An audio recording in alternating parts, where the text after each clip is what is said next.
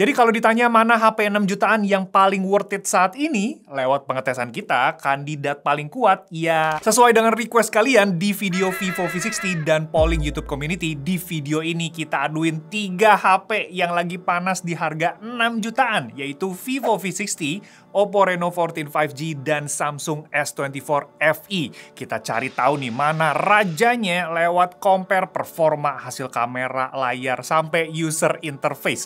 Jadi selamat datang di Beat Battle Royale episode kelima, di mana kita aduin 3 HP yang lagi panas di Indonesia. Let's go! Oke, sebagai konteks, ketiga HP ini punya harga launching yang berbeda-beda ya. Vivo V60 ini startnya di 7 jutaan, Oppo Reno 14 5G dari 7,5 jutaan, dan Samsung S24 FE ini yang paling mahal ya, startnya di 10 jutaan. Tapi saat ini ketiga HP-nya ini udah turun harga dan sama-sama ada di kisaran harga 6 jutaan di pasaran. Vivo V60 ini pakai chipset Snapdragon 7 Gen 4, baterai 6500 mAh, 90 watt charging, pakai Vantage OS 15 out of the box, dan layar AMOLED 120Hz dengan peak brightness di 5000 nits. Harganya saat ini itu ada di 6,8 juta buat storage 12256GB.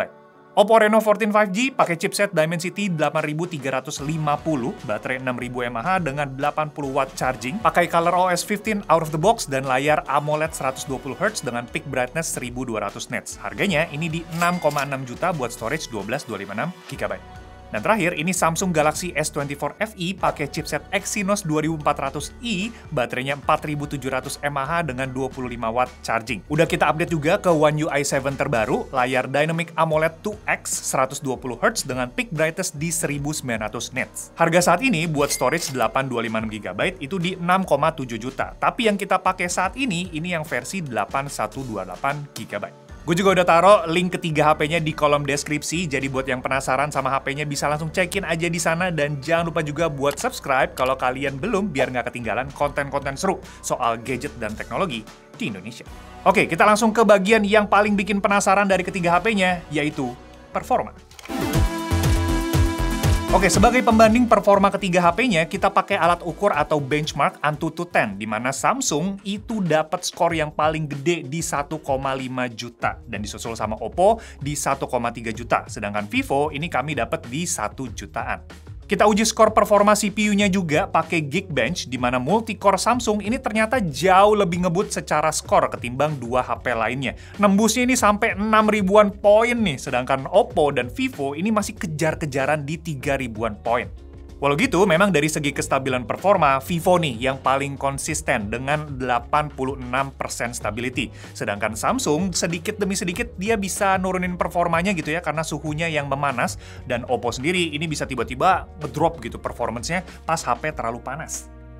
Nah, yang menarik itu di bagian storage, karena Samsung dan Oppo yang pakai UFS 3.1, sedangkan Vivo masih belum bisa move on nih dari UFS 2.2. Hasilnya, speed rate-nya nggak bisa sekencang Samsung dan Oppo yang nembus sampai 600 MB per second lebih ya, dan write-nya ini bisa sampai 1 GB. Yang mana ini berpengaruh nih ke pengetesan real-life usage-nya. Kita uji dari durasi booting, di mana Samsung ngacir banget di 18 detik udah masuk ke lock screen, terus disusul sama Oppo di 26 detik, dan disusul lagi sama Vivo di 28 detik.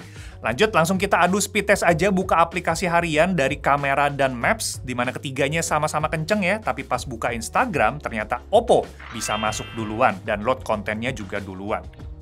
TikTok sama-sama ngebut, Tokopedia dan Shopee ternyata Samsung yang masuk duluan, dan Traveloka, HP Samsung yang lebih dulu masuk. Nah, sekarang kita aduin buat buka game Mobile Legends. Samsung dan Vivo ternyata bisa kejar-kejaran ya buat masuk lobby gamenya. Dan plot twistnya itu pas kita buka Wuthering Wave, di mana Oppo nih yang duluan masuk ke lobby game. Mantap! Oke, ini udah mulai memanas ya, udah mulai sengit. Sekarang kita masuk ke pengetesan produktivitas lewat render video pakai CapCut dengan footage 4K durasi 1 menit. Kita render dengan output 4K 30 ya, high bitrate juga. Hasilnya Samsung yang paling satset dengan durasi 36 detik.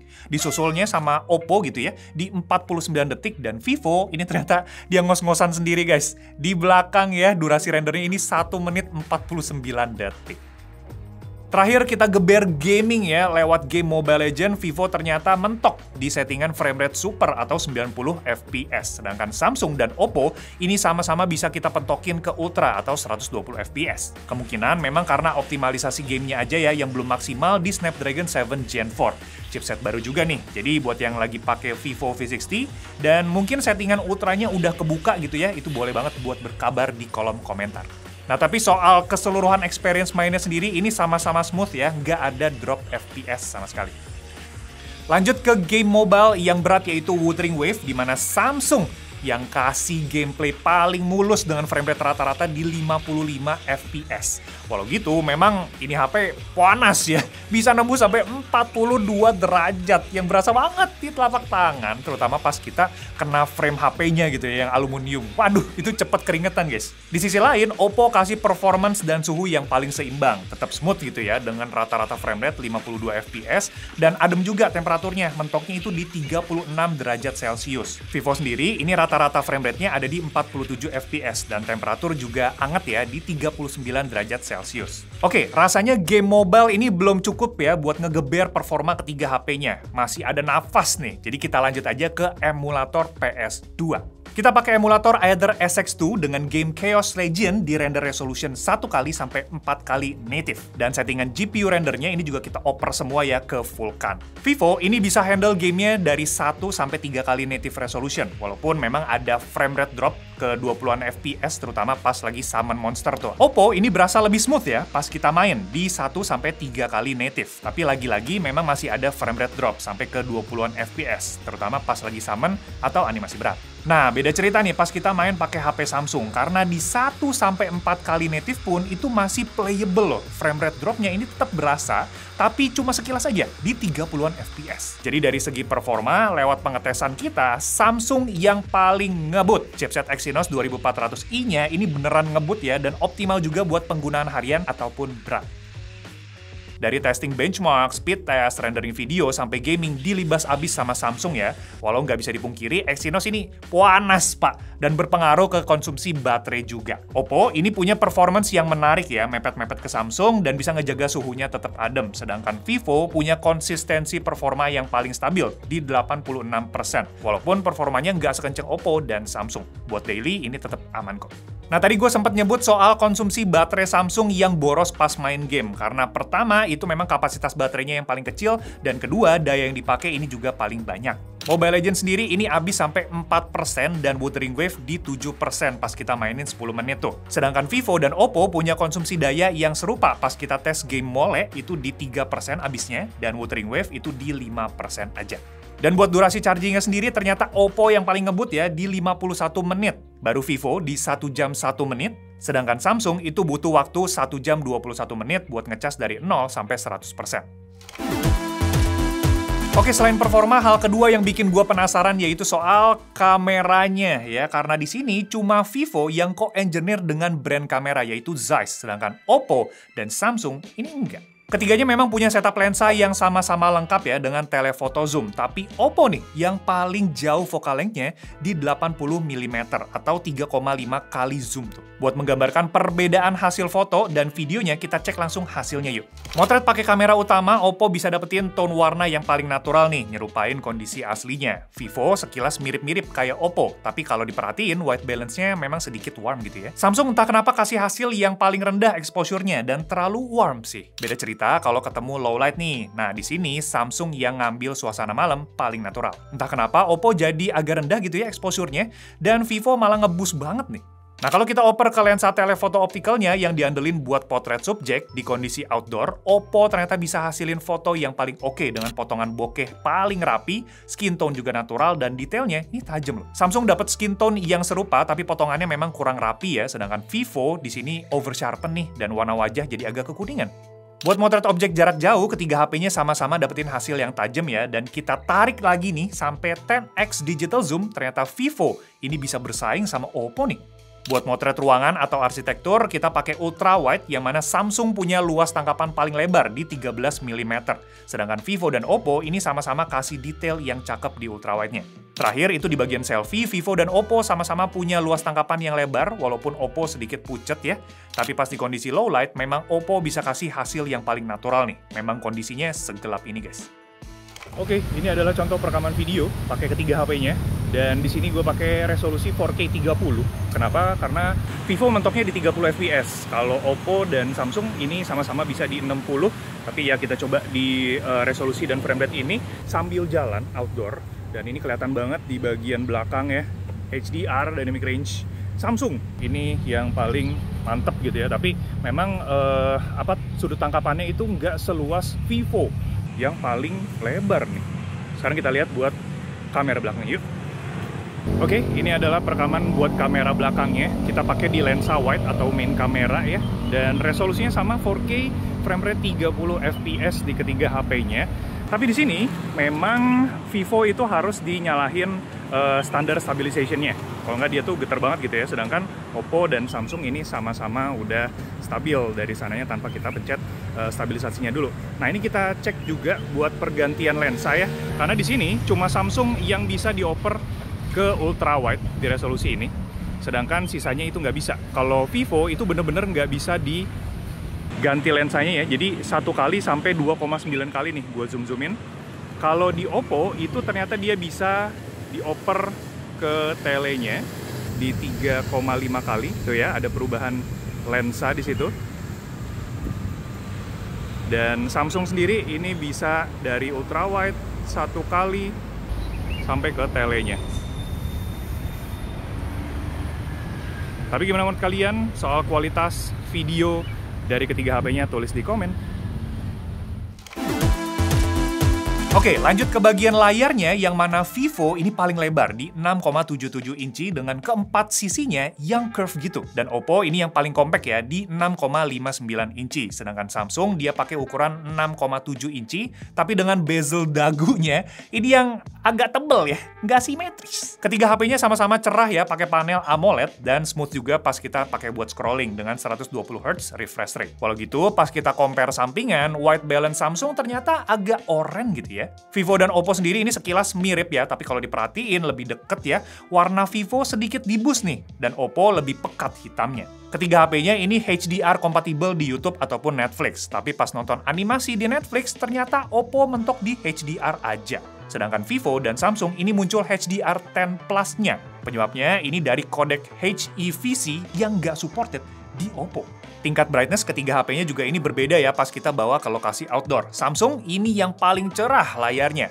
Samsung memang nggak nyebutin secara resmi ya berapa tingkat HBM atau highest brightness-nya ya di S24 FE. Tapi kalau kita lihat dari pengetesan di GSM Arena bisa nembus ke 1300 nits. Terus disusul juga sama Vivo yang sama-sama cerah dan Oppo ini yang berasa paling rendah gitu ya tingkat kecerahannya. Buat dipakai entertainment, awalnya gua kira Samsung nih yang paling mantep. Tapi ternyata Oppo bisa kasih kualitas audio yang gak kalah bagus. Malah lebih bright gitu ya kalau kita setel lagu.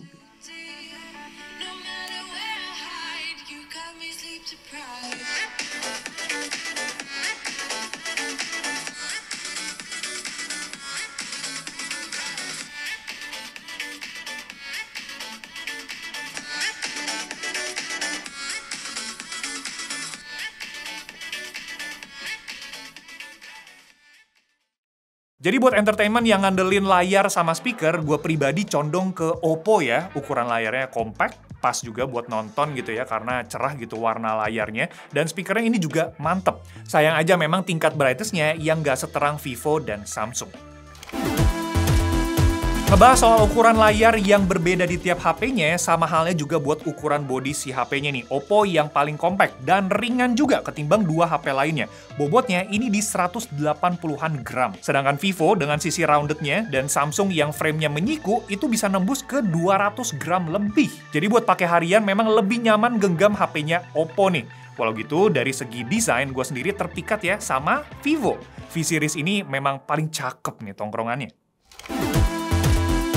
Terakhir soal user interface yang mana ketiga HP-nya punya jaminan pembaruan software yang berbeda-beda. Samsung ini dapat jaminan 7 tahun buat OS dan security patch-nya. Oppo kasih 5 tahun buat OS dan 6 tahun buat security patch, sedangkan Vivo ini dapat 4 tahun OS dan 6 tahun security patch. Soal user experience sih, Samsung ini yang paling nyaman gitu ya buat dipakai harian. Kita lagi banyak bahas juga soal pemakaian Good Lock, plus ada modes and routines juga yang mana itu berguna banget di HP-nya Samsung. Tapi, di sisi lain nih ya, ColorOS 15 itu menarik buat kalian coba nih. Karakternya tuh gimana ya? Dia fun gitu ya, dan banyak permainan warna yang manjain mata gitu. Dan pindahan data juga ini dipermudah sama fitur O+ Connect buat kalian yang pakai device-device-nya Apple. Misalkan laptopnya MacBook gitu, tapi HP-nya mau Android. Sedangkan Vivo di sini rasanya udah lama nih nggak kasih sesuatu yang fresh gitu ya buat UI-nya. Dan mungkin akan menarik ya kalau misalkan Origin OS bisa masuk ke Indonesia. Oke, setelah kita adu baru berasa nih keunggulan masing-masing HP-nya. Vivo V60, dia bisa hasilin foto yang ready to post gitu ya. Jepretannya menarik di mata. Punya ukuran layar yang paling luas dan cerah juga buat pemakaian outdoor. Baterainya awet dan desainnya menurut gua ini cakep sih. Sayangnya memang performa chipset dan speakernya di HP ini masih kalah dengan Oppo dan Samsung. Cocok buat kalian yang nyari HP daily dan ngutamain soal kamera sama ketahanan baterainya. Oppo Reno 14 5G ini yang paling all-rounder di sini. Performanya kenceng, adem juga, kameranya cakep, yang bisa hasilin hasil yang natural gitu ya. Layar dan speakernya juga asik buat diajak entertainment. Charging ini juga paling kenceng dan body yang paling compact gitu ya. Sayangnya memang pas kita ajak ke penggunaan outdoor, tingkat kecerahannya yang paling rendah nih. Cocok buat kalian yang memang nyari HP yang aman di harga 6 jutaan. Dan terakhir, Samsung S24 FE yang punya performance paling ngebut. Layarnya dan speakernya juga ini sama-sama asik gitu ya, buat kita pakai entertainment. User interface-nya ini nyaman udah buat dipakai harian, dan layarnya juga paling cerah gitu ya, buat penggunaan outdoor. Tapi memang sayangnya si HP ini tuh cepet panas, memang betul ya. Dan bezel layarnya juga nggak simetris di bagian dagunya tuh. Cocok buat kalian yang nyari HP performa kenceng dan UI yang nyaman buat dipakai harian. Jadi kalau ditanya mana HP 6 jutaan yang paling worth it saat ini, lewat pengetesan kita, kandidat paling kuat ya Oppo Reno 14 5G. Kayak yang gue bilang tadi nih, ini HP all-rounder dan harganya di pasaran itu juga yang paling rendah ketimbang Vivo dan Samsung. Tapi gue mau tahu juga pendapat kalian nih, mana HP 6 jutaan yang paling worth it saat ini dan mana yang paling sesuai dengan kebutuhan kalian juga. Tulisin di kolom komentar, dan kalau kalian mau ada masukan, pendapat, atau kritik gitu ya, atau ada salah data atau apapun, kalian boleh tulisin aja di kolom komentar, kita saling berbagi, kita saling belajar, dan ya, kita ketemu lagi di video selanjutnya, ataupun Battle Royale, blind test, rekomendasi gadget, apapun itu. Thank you guys. Ciao. Next apa nih, Nat? Battle Royale nih. Banyak yang baru kan. Ada iPhone, ada bentar lagi mau ada apa nih? Seharusnya Xiaomi. Terus ada apa lagi nih? Capek ah.